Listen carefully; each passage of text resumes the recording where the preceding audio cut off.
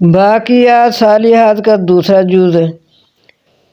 حضرت سعید بن مسیب رحمۃ اللہ نے اپنے شاگرد عمارہ رحمۃ اللہ سے پوچھا کہ بتلاؤ باقیات صالحات کیا ہیں؟ انہوں نے جواب دیا کہ نماز اور روزہ۔ آپ نے فرمایا تم نے صحیح جواب نہیں دیا۔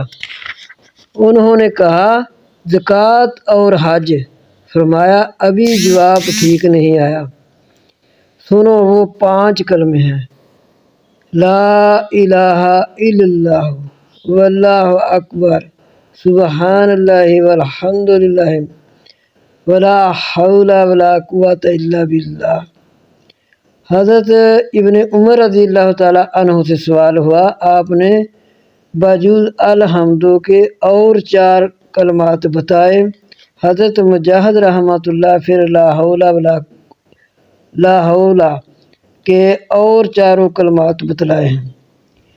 تو اس طرح یہ تسبیحات جو ہیں ان کو پڑھنا یہ باقی رہنے والی نیکیاں ہیں۔ ابن جریر فرماتے ہیں رسول اللہ صلی اللہ علیہ وسلم نے فرمایا سبحان اللہ والحمد للہ ولا الہ الا اللہ واللہ اکبر، یہ ہیں باقیات صالحات۔